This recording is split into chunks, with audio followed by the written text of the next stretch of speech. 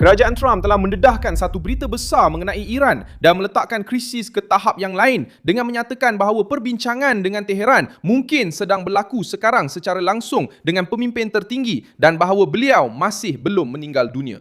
Pada 3 Jun 2026, Rumah Putih muncul dan menunjukkan bahawa rejim Iran tidak berada dalam kedudukan yang kuat. Sebaliknya ditekan dari dalam, dari luar, di laut, dalam ekonomi dan juga dalam kepimpinan politiknya sendiri. Marco Rubio mengukuhkan tafsiran ini di Kongres Amerika Syarikat dengan mengatakan bahawa pemimpin tertinggi Iran, Mojtaba Khamenei, masih hidup dan semakin terlibat dalam membuat keputusan. Pada masa yang sama, Iran mula menerima perbincangan mengenai perkara-perkara dalam program nuklear yang sebelum ini mereka enggan untuk dibincangkan sama sekali. Trump bercakap tentang perjanjian sama ada dengan cara ini atau cara lain. Dan di sinilah keadaan menjadi tegang. Apa yang cuba disembunyikan oleh Tehran? Kenapa Trump bercakap sekarang? Bagaimana rejim akan bertindak balas? Saya akan ceritakan semua itu kepada anda sebentar lagi. Jika anda suka kandungan yang terus terang dan tidak berbelit-belit seperti ini, pertimbangkan untuk melanggan kerana di sini ada video seperti ini setiap hari. Trump terus campur tangan dalam krisis untuk menafikan bahawa Amerika Syarikat dan Iran telah berhenti berkomunikasi. Menurut beliau, perbualan masih berterusan dalam beberapa hari kebelakangan ini, termasuk 4 hari lalu, 3 hari lalu, 2 hari lalu, 1 hari lalu dan juga hari ini. Kenyataan itu dibuat sebagai satu amaran. Rumah Putih mahu menunjukkan bahawa mereka masih mengawal rentak tekanan. Ayat paling tegas daripada Trump adalah ringkas. Sudah tiba masanya untuk Iran mencapai persetujuan dengan satu cara atau yang lain. Pemilihan kata-kata ini menunjukkan nada Rumah Putih. Pintu diplomatik masih terbuka, tetapi rejim Iran tidak menganggap ruang diplomatik itu sebagai ganjaran. Mereka menerimanya sebagai jalan terakhir selepas kehilangan sebahagian daripada perisai yang cuba dibina selama bertahun-tahun. Trump tidak muncul dalam cerita ini sebagai presiden yang terdesak. Dia muncul sebagai seseorang yang membiarkan saluran perbualan terus berjalan sambil mengekalkan tekanan sebenar ke atas musuh. Marco Rubio melengkapkan gambaran di Senat Amerika Syarikat. Dia menjelaskan bahawa Iran telah cuba membina perisai konvensional untuk melindungi projek nuklearnya. Perisai itu akan dibentuk oleh peluru berpandu, drone, pelancar, stok ketenteraan dan satu angkatan laut yang mampu mengancam laluan perdagangan. Logiknya adalah mudah dan berbahaya. Tehran mahu sampai ke tahap di mana sebaran tindakan terhadap program nuklearnya akan menjadi terlalu mahal untuk dunia. Trump memutuskan untuk bertindak sebelum tahap perlindungan itu menjadi tidak dapat digugat. Operasi Epic Fury dilihat dalam konteks ini sebagai tindakan yang memecahkan sebahagian daripada struktur ketenteraan Iran.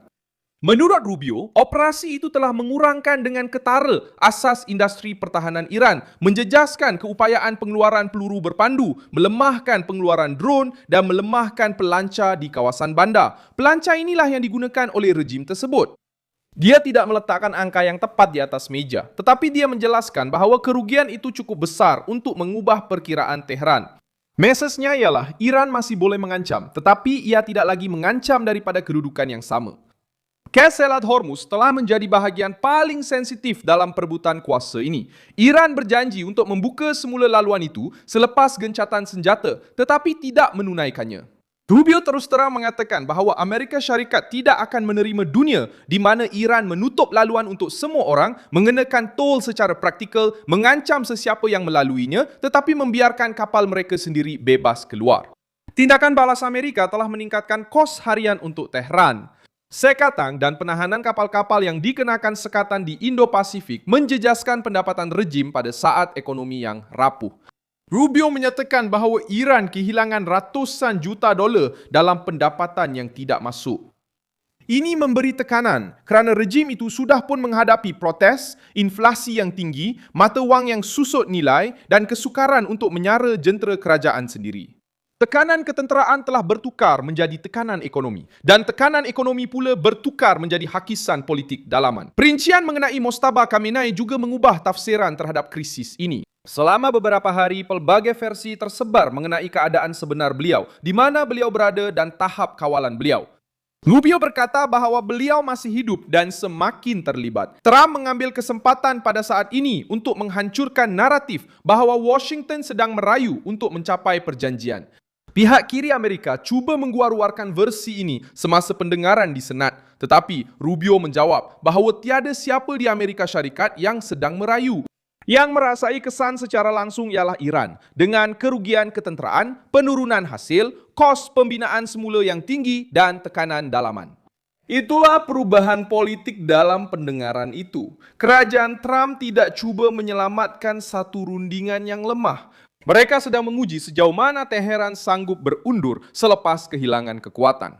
Perbezaan antara rundingan dan penyerahan di bawah tekanan perlu dijelaskan. Trump tidak menawarkan pelepasan yang meluas hanya untuk Iran membuka Selat Hormuz. Pembukaan semula laluan itu muncul sebagai syarat awal, bukan sebagai ganjaran akhir. Selepas itu, akan ada rundingan yang lebih khusus mengenai program nuklir. Dengan topik teknikal, had yang jelas dan tuntutan yang sebelum ini rejim tolak. Rumah Putih mahu melucutkan Tehran daripada keupayaan untuk menggunakan laut sebagai ugutan dan program nuklear sebagai perlindungan politik.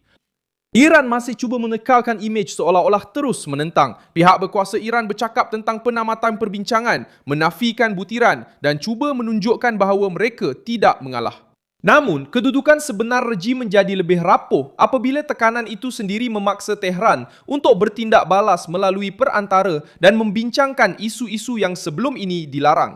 Jentera Iran mengambil masa beberapa hari untuk memberi maklum balas. Menurut Rubio, kerana terdapat perpecahan dalaman antara sayap politik yang melihat kejatuhan ekonomi dan kumpulan yang lebih keras yang berkait rapat dengan aparat tentera dan agama.